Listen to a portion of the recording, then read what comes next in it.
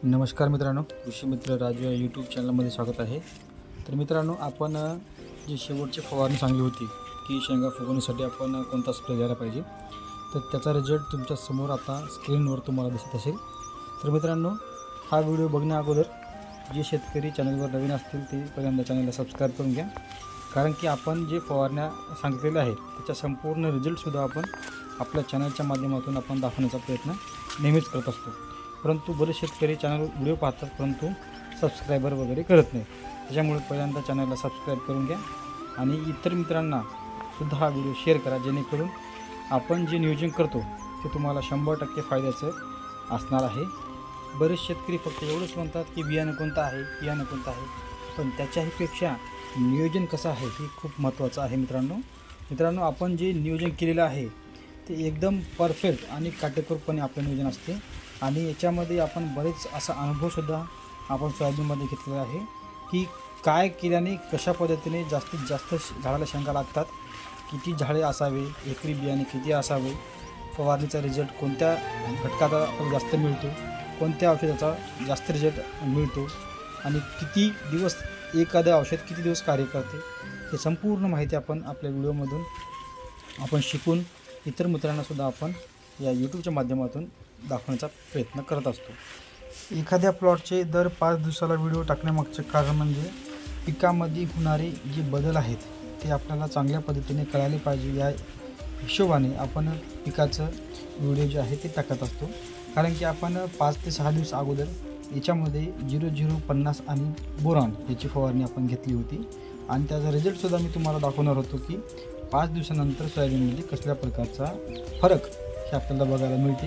आपण 0050 आणि बोरॉनचे 2 स्प्रे सांगितले होते, परंतु आत्ता सध्याला पाऊस चालू असल्यामुळे आपला दुसरा स्प्रे जे आहे ते आपण या 2 दिवसामध्ये व्हायला पाहिजे होता, परंतु सतत पाऊस आणि तुफान जोराचा मुसळधार पाऊस पडत आहे, त्याच्यामुळे आता जे फवारा आहे ते आपल्याला घेणं शक्य नाही। परंतु ही जरी आपल्याला एक फवारा जरी झाला तरी आपल्या शेंगा जी आहेत चांगल्या पद्धतीने भरण्यासाठी नक्कीच मदत होईल। अजून एक मित्रांनो, मला एक सांगावं वाटते की मित्रांनो, सरीवरंबा पद्धतीशिवाय शेतीला मजा नाही। मी याच्या अगोदरसुद्धा बरेच व्हिडिओमध्ये सांगितलेले आहे की सरीवरंबा पद्धतीने सोयाबीनची लागवड करा, कारण की येणारा काळ जे आहे म्हणजेच निसर्ग जे आहे ते आपल्या हातामध्ये नाही। कधी ढगफुटी सदृश्य पाऊस पडतो तर कधी मुसळधार पाऊस पडतो, अशामध्ये आपल्या पिकाचं संरक्षण करणे हे आपली जबाबदारी असते। म्हणून मित्रांनो, सरीवरंबा पद्धतीकडे जास्तीत जास्त शेतकऱ्यांनी आता वळायला पाहिजे आणि त्याचबरोबर टोकन पद्धतीकडे सुद्धा शेतकऱ्यांनी जास्तीत जास्त वळायला पाहिजे। मित्रांनो, सोयाबीनमध्ये आपल्यासारखं नियोजन तुम्हाला इतर ठिकाणी कुठेच पाहायला मिळणार नाही, कारण की ह्या शेतातून थेट लाईव्ह तुम्हाला प्लॉटमध्ये दाखवण्याचा प्रयत्न करत असतो आणि त्याच्यामध्ये कसल्या प्रकारची एडिटिंग वगैरे आपण शक्यतो करत नाही, कारण की सर्व शेतकऱ्यांना शेतामधून लाईव्ह प्लॉट दाखवण्यामध्ये जी मजा असते ती तुमच्या एडिटिंग केलेल्या प्लॉटमध्ये मजा नसते।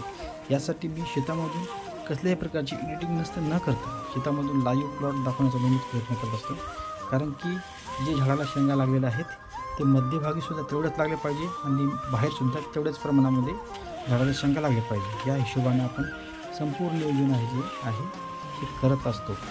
हा व्हिडिओ बघितल्यानंतर हा व्हिडिओ सर्वांनी शेअर करायचा आहे, कारण की इतर मित्रांनासुद्धा अशाच नवीन माहितीसाठी आपलं चॅनल नक्कीच त्यांना मदत होईल। त्याचबरोबर शेतीमध्ये जे आपण नियोजन करतो त्याचा फायदासुद्धा शेतकऱ्यांना त्या ठिकाणी चांगल्या पद्धतीने होणार आहे, त्यासाठी हा व्हिडिओ जास्तीत जास्त शेअर करा। मित्रांनो, अशाच पद्धतीने आपण हरभऱ्याचं सुद्धा नियोजन करणार आहेत, तर जे शेतकरी यावर्षी हरभऱ्याची लागवड करणार आहेत त्यांनी आपल्या पद्धतीनुसार कमीत कमी 1 एकर तरी यावर्षी हरभऱ्याचं नियोजन करायचं आहे। त्याचा तुम्हाला स्वतः याच्यामध्ये अनुभव येईल की आपण ज्या पद्धतीने नियोजन सांगितलेलं आहे त्याच्यामध्ये आणि आपण केलेल्या पद्धतीमध्ये कसल्या प्रकारचा फरक आपल्याला बघायला मिळतो हे पाहण्यासाठी कमीत कमी 1 एकर तरी हरभऱ्याची आपण नियोजन करायचं आहे। ज्या शेतकऱ्यांना सोयाबीन प्लॉटला भेट द्यायची आहे त्यांनी तालुका किनवट, जिल्हा नांदेड या ठिकाणी यायचं आहे। त्यासाठी माझा मोबाईल नंबरसुद्धा मी देत आहे, 73 50 87 90 85 या नंबरवर येताना फक्त कॉल करून या की आम्हाला प्लॉट पाहण्यासाठी यायचं आहे म्हणून।